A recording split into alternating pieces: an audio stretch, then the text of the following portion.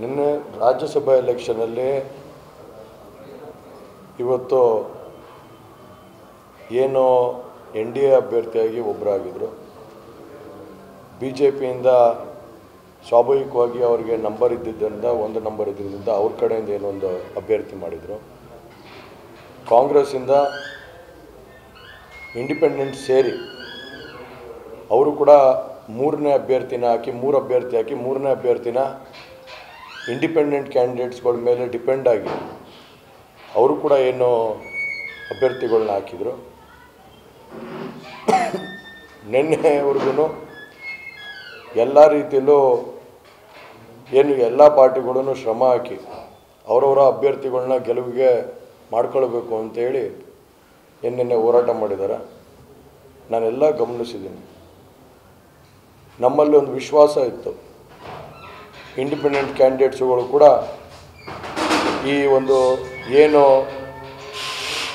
ದುರಾಡಳಿತ ನಡೆಸ್ತಾ ಇರುವಂಥ ಸರ್ಕಾರದ ವಿರುದ್ಧವಾಗಿ ಮತ ಚಲಾವಣೆ ಮಾಡ್ತಾರೆ ಅನ್ನೋ ಒಂದೇನು ಅಭಿಪ್ರಾಯ ಇತ್ತು.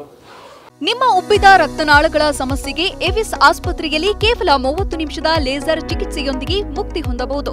ಹೆಚ್ಚಿನ ವಿವರಗಳಿಗಾಗಿ ಸಂಪರ್ಕಿಸಿ 8088837300. ಇವತ್ತು ಅದೆಲ್ಲೋ ಒಂದು ಕಡೆ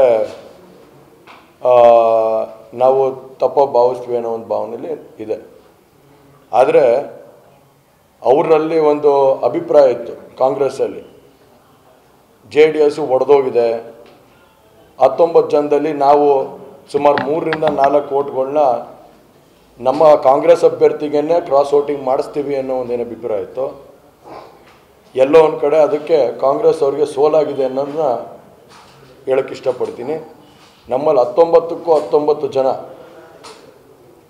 ಪ್ರಾಮಾಣಿಕವಾಗಿ ಇವತ್ತು ನಮ್ಮ ಪಕ್ಷದ ಅಭ್ಯರ್ಥಿಯಾಗಿ ಏನು ಜಂಟಿ ಪಕ್ಷದ ಅಭ್ಯರ್ಥಿ NDA ಅಭ್ಯರ್ಥಿಯಾದಂಥ ಕುಪೇಂದ್ರ ರೆಡ್ಡಿ ಅವರಿಗೆ ಇವತ್ತು ಚಲಾವಣೆ ಮಾಡಿ ನಾವು ಒಗ್ಗಟ್ಟಲ್ಲಿದ್ದೀವಿ, ಯಾವುದೇ ಕಾರಣಕ್ಕೂ ನಮ್ಮ ಒಗ್ಗಟ್ಟನ್ನ ಮುರಿಯೋದಕ್ಕಾಗೋದಿಲ್ಲ ಅನ್ನೋ ಒಂದು ಗಟ್ಟಿಯಾದಂಥ ಒಂದು ಸಂದರ್ಶನನ ಇವತ್ತು ರಾಜ್ಯಕ್ಕೆ ಕಳಿಸೋ ಅಂಥ ಕೆಲಸನ ಮಾಡಿದ್ದೀವಿ. ಹಾಗಾಗಿ ಸೋಲು ಗೆಲುವು ಎರಡೂ ಇದ್ದೇ ಇರುತ್ತೆ. ಇವತ್ತು ರಿಸಲ್ಟ್ ನೋಡಿದ್ದೀರ ನೀವು ಏನೇನಾಗಿದೆ ಅಂತ. ಕೆಲವು ಸಣ್ಣ ಪುಟ್ಟವು ವ್ಯತ್ಯಾಸಗಳಾಗಿದ್ದಾವೆ, ಅದನ್ನು ಆ ಪಕ್ಷದವರು ತೀರ್ಮಾನ ಮಾಡಿ ಅದ್ರ ಬಗ್ಗೆ ಕ್ರಮ ಜರುಗಿಸೋಂಥ ಕೆಲಸನ ಮಾಡ್ತೀವಿ ಅಂತ ನಿನ್ನೆ ಆಗಲೇ ಅವರವರ ಮುಖಂಡರುಗಳು ಹೇಳಿಕೆಗಳು ಕೊಟ್ಟಿದ್ದಾರೆ. ನಾನು ಗಮನಿಸಿದ್ದೀನಿ, ಅದು ಮಾಡ್ತಾರೆ. ಅದನ್ನು ಮುಂದುವರೆದಂತೆ ಏನಾಗುತ್ತೆ ನೋಡಬೇಕು. ಈಗಾಗಲೇ ಸ್ಪೀಕರ್ ಅವ್ರಿಗೆ ನೋಟಿಸ್ ಇಶ್ಯೂ ಮಾಡಿರೋಂಥದ್ದು, ಸ್ಪೀಕರ್ ಅವ್ರಿಗೆ ಅವ್ರ ಬಗ್ಗೆ ಕ್ರಮ ಜರುಗಿಸಿ ಅಂತ ಒಂದು ಅವರವರ ಪಾರ್ಟಿಗಳಿಂದ ಏನು ಆ್ಯಂಟಿ ಡಿಫೆಕ್ಷನ್ ಲಾನ ಇಶ್ಯೂ ಮಾಡಿ ಅನ್ನೋದನ್ನು ಆಗಲೇ ಹೇಳಿದ್ದಾರೆ.